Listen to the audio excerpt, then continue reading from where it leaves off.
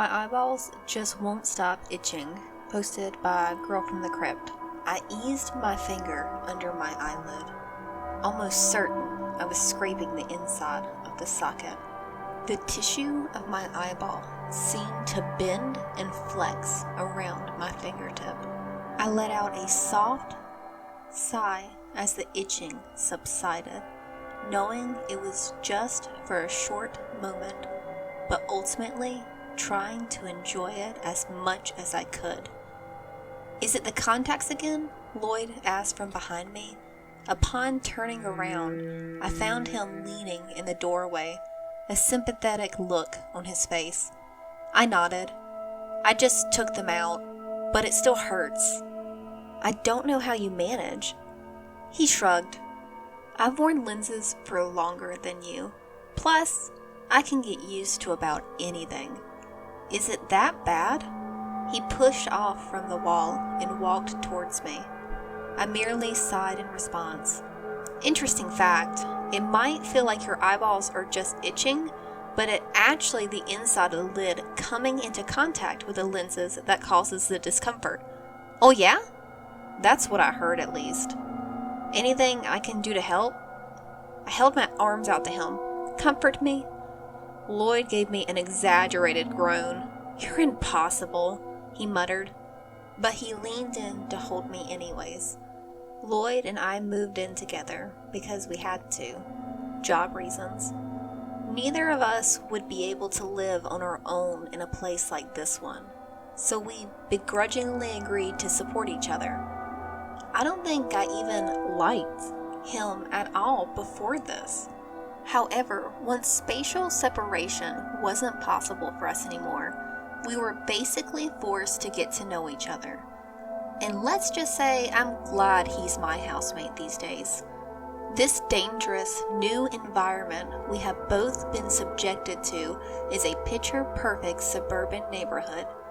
It might not sound like much of a negative change, but Lloyd and I had spent our whole lives in a compound surrounded by countless other people living side by side, door to door, and yet most of them kept their distance to each other. Now our neighbors lived further away, yet they weren't prone to keep to themselves whatsoever. But I do like feeding the pigeons here. There's a whole lot of them. I think they're cute. The next morning, I put in the contacts again, like every day. Lloyd was still asleep, but I gave him a peck on the forehead before leaving. I would be starting my new cover job today. Basically, I'd be helping out at a small diner or bar and grill, or whatever you call it. I would have to show up early to clean and prepare for opening. The drive there was uneventful, and the shift manager, a friendly girl in her 30s, introduced me to some of the people I would be working with. The restaurant cared a lot about hygiene, so my first task was to wipe all of the surfaces in the cooking area clean so they'd be ready to be used. A young guy called Marvin was helping me out, and I asked him if the closing shift didn't clean up after themselves. "Sure they do, but it's better to do it twice, you know," he replied, and I nodded quickly. Of course, stupid question. At least it was a start. Getting him to talk had been my primary goal, and it seemed to have worked. We kept on chatting for a while. That really took my mind off the ever-present uncomfort presented by my contact lenses. However, the second I remembered I was wearing them, the itching flared up in an unbearable intensity, and I instinctively reached up to rub my eyes. I immediately regretted it. I was still wearing my gloves, and the few leftover droppings of disinfectant on them somehow made their way behind my lids in record time. I let out an agonized squeak as I hurried to pull my fist away, tear off the gloves, and make my way over to the sink. I formed a cup with my hands and allowed a tiny pool of water to flow into it, which I then used to wash out my eyes as best I could. "Are you okay?" I heard Marvin ask behind me. I straightened up and blinked a couple of times, small streams of water running down my cheeks. I let out a sigh of relief as I realized I could still feel the contact lenses in my eyes, hopefully still in place. "Yeah, thanks," I muttered. "But that was a bad idea just now." He chuckled, and we went on about our task. After a while, he spoke up again. "Your eyes are super pretty, you know." A bit puzzled, I glanced over at him. He wasn't even looking at me. Instead, he seemed focused on wiping off a single spot on the countertop. "Sorry, I didn't want to creep you out, but I've never seen anyone with eyes this blue before." "Thanks," I replied, trying not to overthink the compliment. "They're so bright, too," he went on, lifting his head to look at me. For a moment or so, there was a strange intensity in his gaze. With an embarrassed chuckle, he added, "They look sort of unreal." I swallowed. "Thanks," I repeated, a little taken aback this time. "You're welcome," he said, giving me a barely noticeable wink. This encounter had left me with an uncertain aftertaste. I told myself I was overreacting and that he was just being nice. But somehow, I felt so uneasy. When I finally arrived back at home, I told Lloyd all about it, only after figuratively ripping out the contacts, though. Lloyd was leaning on the kitchen counter, a deep frown on his face, while I was mixing us our work-issued nutritional supplement drinks. I didn't like their taste at all at first, but you get used to them after a while. "So will you be seeing this guy all the time now?" "Maybe not all the time, but like 3 or 4 days a week, I think," I replied. A short period of silence ensued. "What do you want me to say to that?" he eventually asked. "I want you to tell me it's no big deal," I said, shrugging, "that I'm overreacting." He sighed deeply. "You are overreacting. It's no big deal." I smiled and thanked him that I didn't dare to ask how he actually felt about it. For all we knew, though, I was right. We didn't have a lot of information about the people living here, and our customs differed from theirs anyway. Maybe they were just always a little exuberant. "So did you bring back anything?"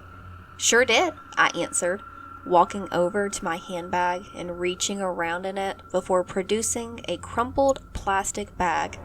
Inside was the dirty washcloth I had used to clean up at work. I had pocketed it when no one was looking. I'm not sure if this is any help, but it still got the dirt from the counters on it. I didn't wash it out or anything. I'll see what I can get out of it. Let me look at it.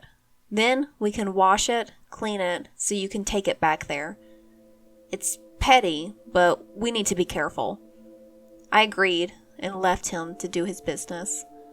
When I returned to work the next day after that evening, I put the cloth back where I had gotten it.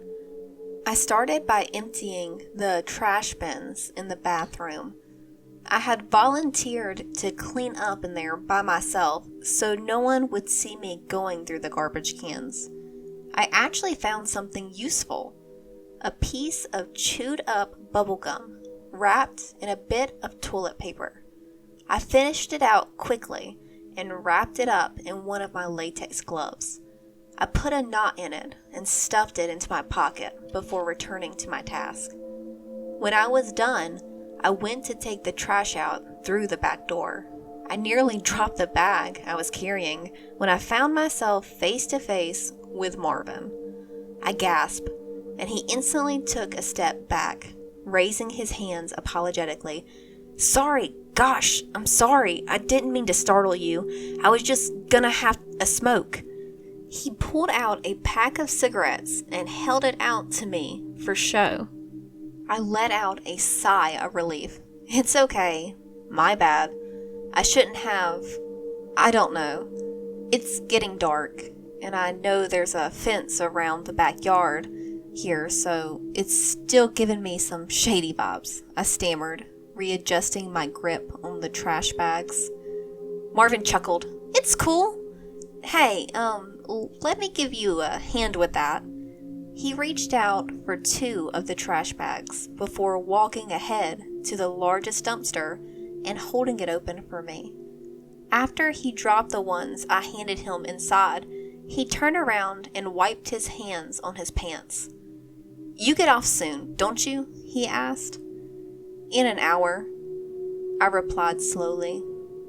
My shift ended a little earlier ago, but I sometimes come around here to get a cigarette in before I go home.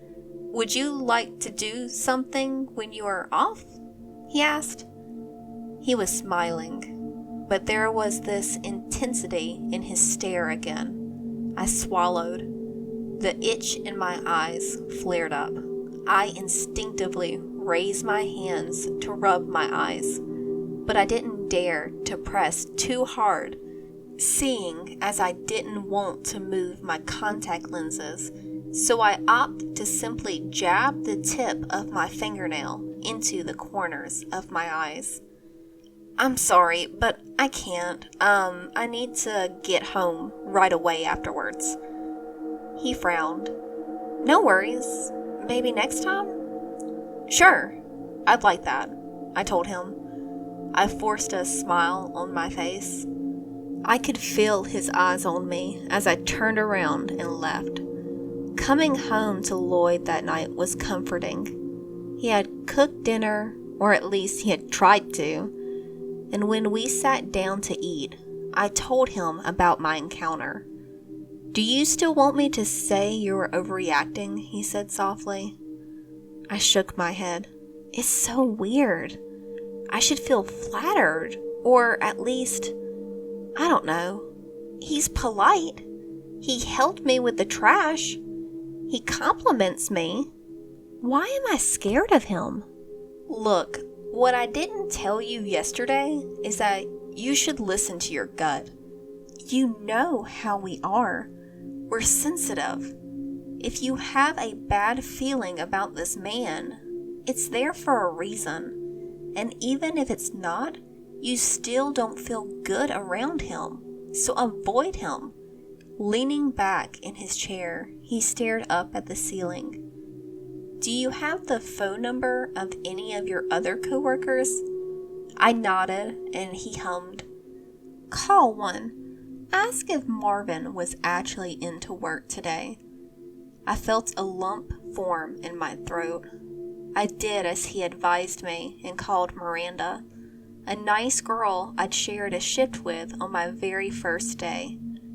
I could call her a friend, I suppose. She was surprised to hear me ask, but told me that was the day that Marvin had off. When I had hung up and turned to Lloyd again, he had a grim look on his face. Okay, I muttered.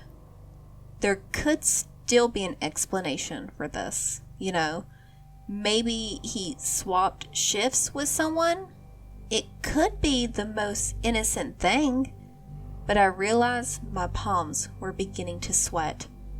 Or maybe, Lloyd replied, his voice as calm as ever. You should focus on that possibility later and wonder what the worst case scenario would be. The backyard is fenced in. There's a fence around the dumpsters. There's this gate they open when the trash gets picked up. But it's only then that they open it, and the manager's got the key.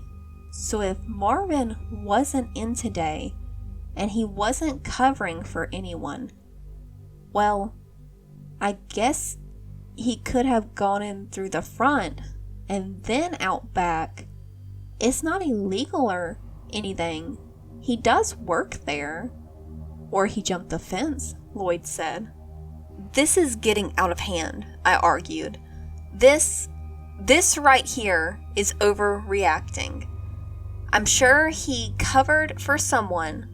Why should a random guy I've only known for a day be targeting me? You're right, he replied. I'm sorry. I shouldn't have scared you. Guess I was just a bit worried. I calmed down pretty quickly. It was easy to write off all of this as to me not understanding body language. After all, the thing that had made me most uncomfortable about Marvin was the way he looked at me and how he was always standing so close. I shrugged the whole thing off once again. I was a stranger. So was Lloyd. You know how it is. New town, new people, culture clash. The following days would go on to be quite laborious. I kept collecting samples from work. I made swabs of the edge of used glasses, pocketed used tissues here and there, and tried to work as normal. But whenever Marvin shared the shift with me, I was a nervous wreck. It was his little comments here and there, I guess. He kept inviting me out in what I suppose was a pleasant manner, but somehow, every time he did, I was left feeling more uncomfortable. His compliments got weirder too. They were still centered around my eyes, and while it should be impossible, I somehow found them concerning. I think Lloyd may have noticed my change in demeanor before I did. At first, he didn't say anything, but after 2 times of me coming home and giving him nothing but a quiet, "Hey," and throwing my samples at him before retreating to my room without as much as eating dinner, he came knocking on my door. "You haven't been yourself lately," he said, eyes soft with worry. "It's this guy, right? He's really scaring you." I didn't reply at first. I just nodded. Kinda. Maybe. I don't know. I wish I could have another cover job or something. It's okay though. I'm gonna get through this. It's just another month before they come to pick us up. I'll suck it up. It'll be fine. "It's not fine," he sighed. "In case I haven't made it obvious, I like you a lot. I like you so much it hurts when you are not well." I snorted. "It's called empathy. You are probably confused because it's not very common among you analysts." He gave me a half smile and jabbed at my arm with his finger.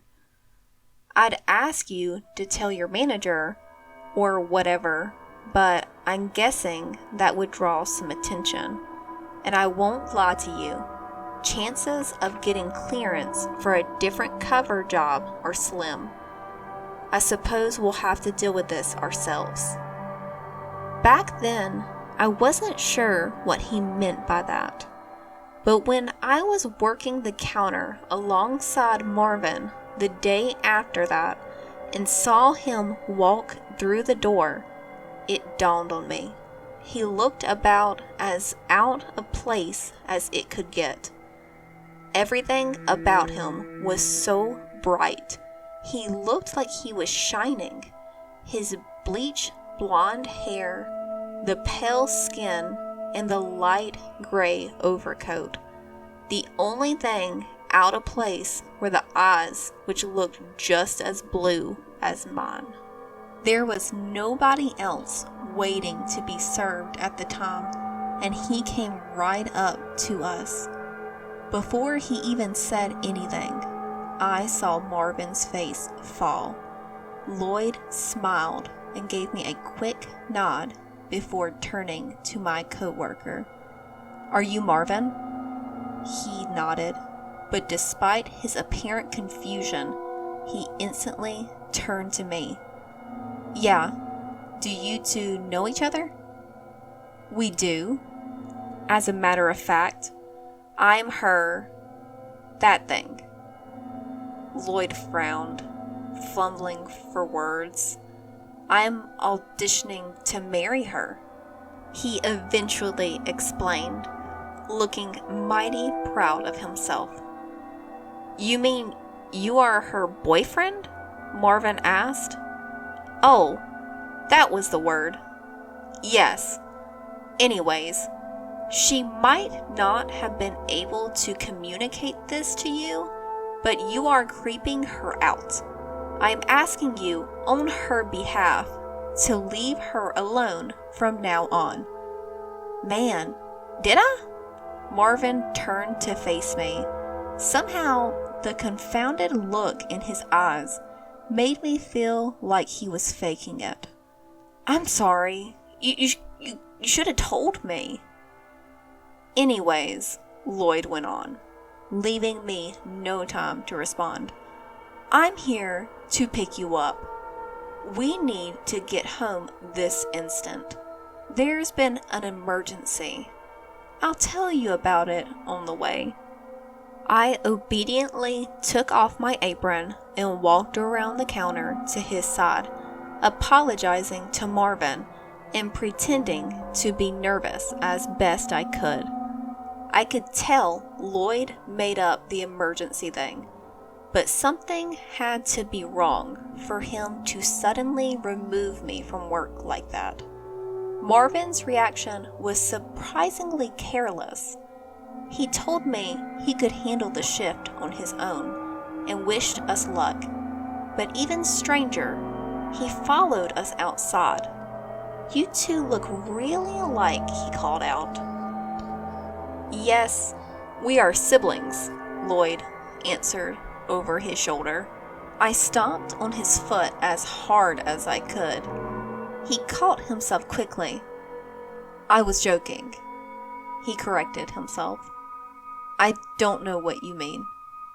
We continued down the street, me holding on to his arm. Why did you come? I think we have to book it.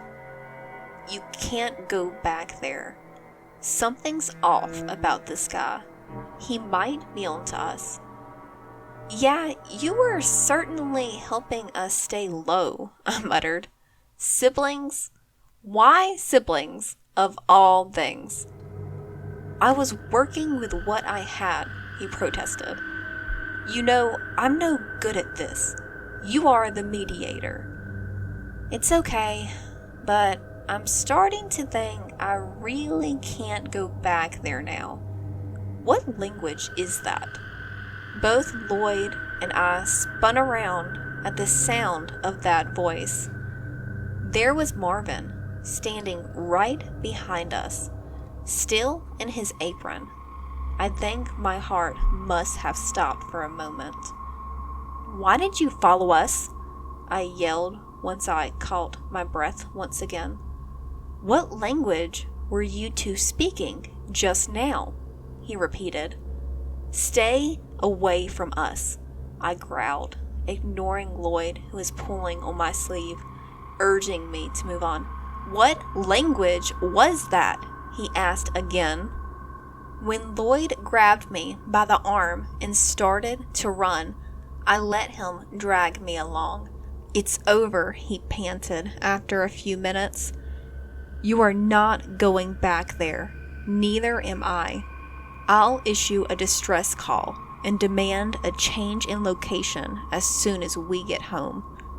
I'll tell them either they pick us up right away and let us start over somewhere new, or I'll destroy the samples we've got so far, and they can, I don't know, put it where the sun don't shine. I'm so sorry, I breathed. I don't like to admit it, but I was starting to cry. I knew I was going to get into trouble. I totally blew it. I really tried, though. I swear. Lloyd stopped to give me a hug. It's okay. We'll blame it on that idiot in the shop. It's not your fault. Sometimes you just come across people who are a little more inquisitive than others. Having left the diner behind, we fell into a slower pace. Before we got here, I talked to a bunch of other analysts, and one told me that a mediator she was once sent out with got drunk and peed on a cop car and ended up close to coma because, well, you know how we react to alcohol.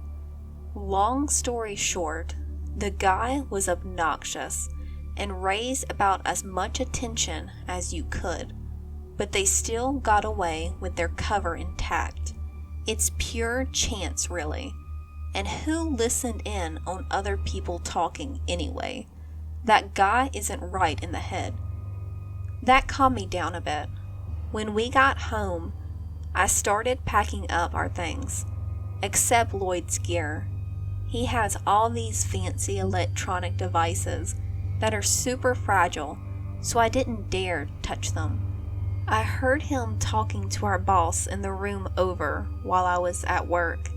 His tone was both humble and decisive. He was actually going through with what he'd promised.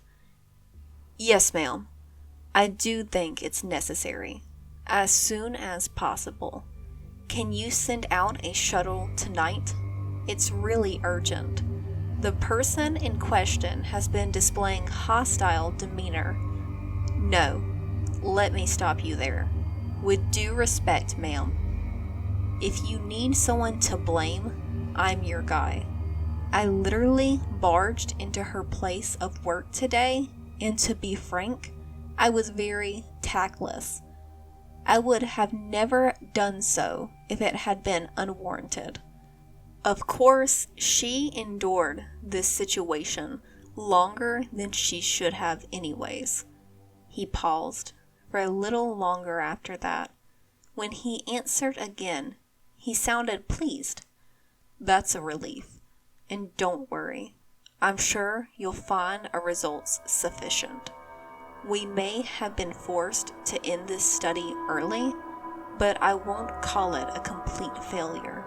Although we might want to avoid this town in the future. Another short period of silence. Got it. We'll be there. A few seconds later, I heard him sigh and mumble, Well, F you too. I assume he had ended the call.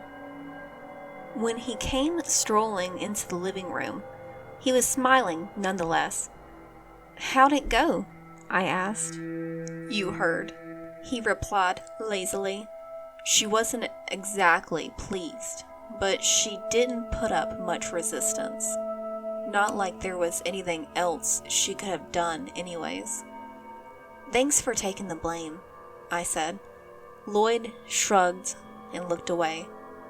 I was being truthful. You were doing a good job.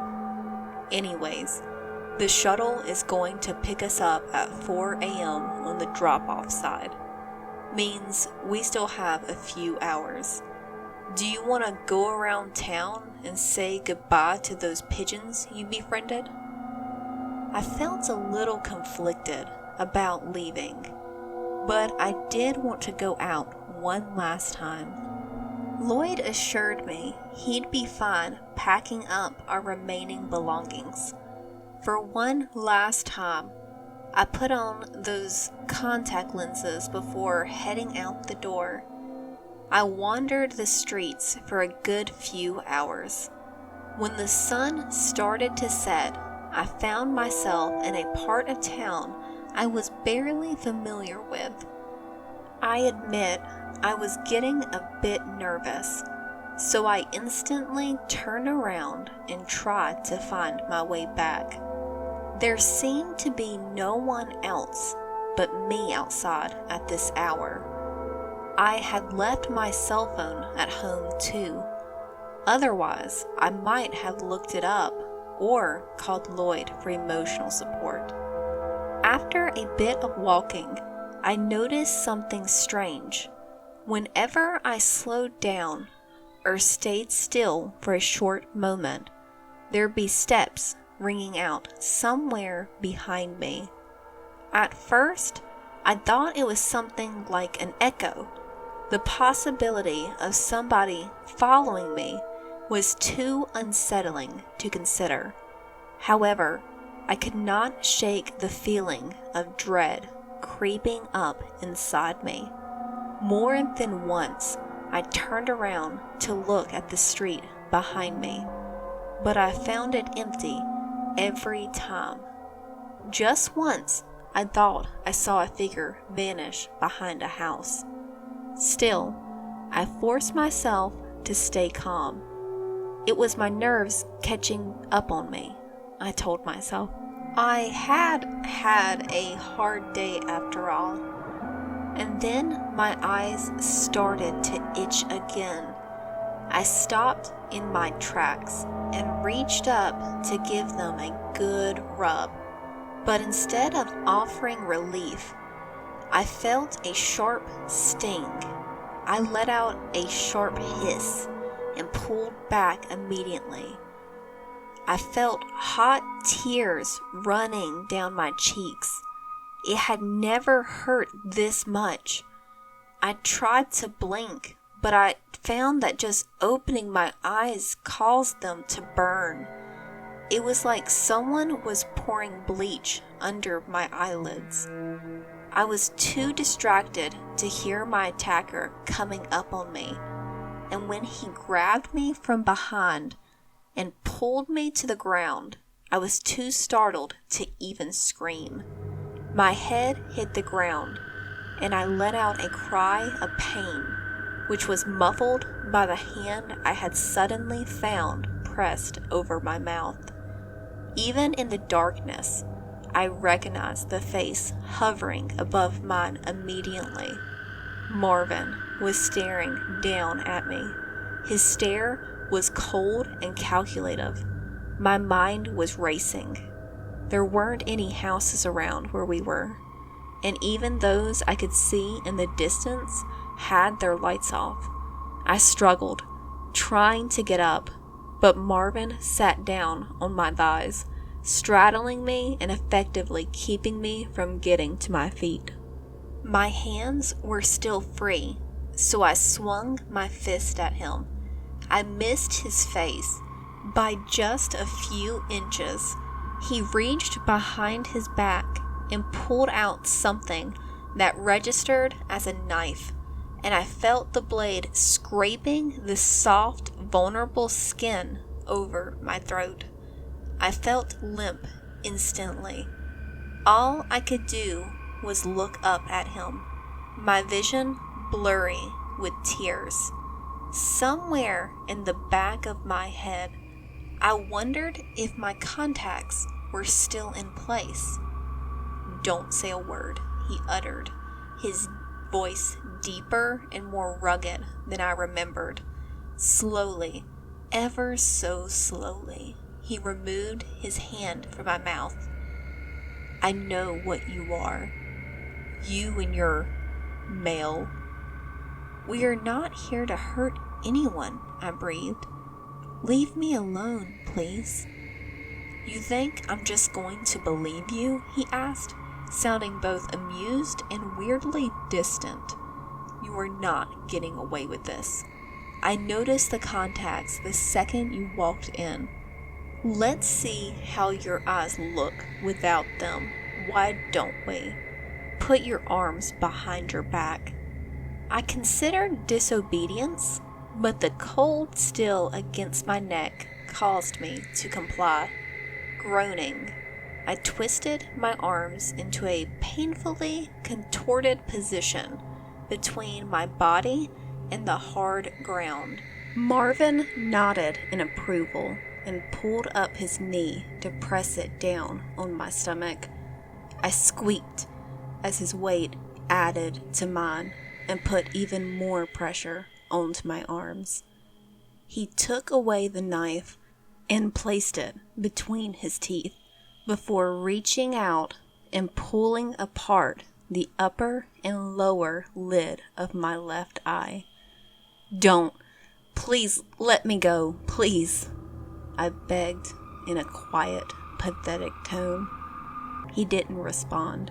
Instead, he moved in his thumb and pointer finger and grabbed onto the contact lens.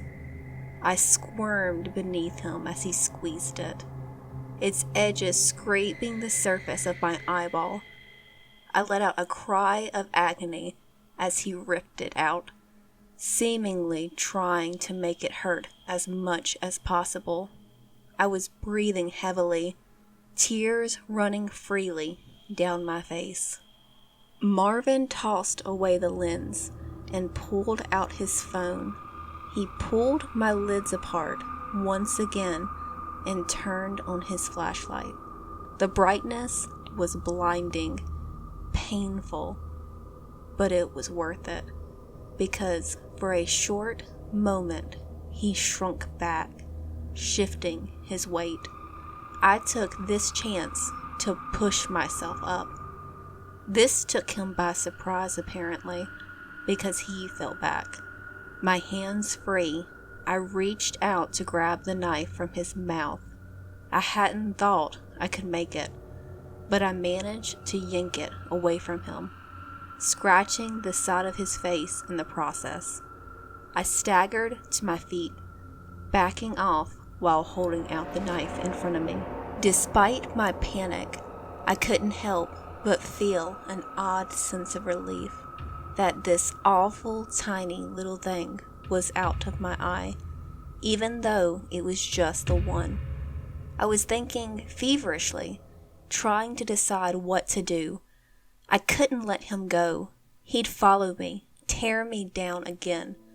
Who knows what he'd do to me? I needed to incapacitate him, to hurt him. I hated it. I was weeping all the way back home, and when Lloyd found me on the doorstep with red, swollen cheeks, panting heavily with a blood-smeared knife clenched in my fist, I didn't have to explain too much. At least we had a blood sample too now. We set out for a drop-off site early, and now we're just sitting around waiting, basically. I managed to calm down a little bit, enough to write this at least. Consider this my goodbye letter to Earth. I enjoyed it here, despite the culture clash. I took out a human man, and I just want to say I'm so sorry. I don't know a lot about the human body. I'm just a mediator after all, and not even a very experienced one. But I don't think I injured him severely. I don't blame him for misunderstanding our intent. He saw me acting weird and drew some extreme conclusions. Sadly, the correct ones. I hope they find him quickly, but I know that by the time they will, both Lloyd and I will be gone.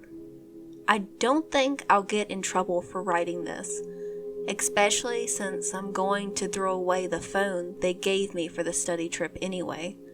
So I guess I can tell you guys that last little detail too. I was wearing colored contacts because while my species' build and general outward appearance resembles that of yours very closely, you'd be able to tell us apart from your kind the second you laid eyes on us. You see, we don't have irises.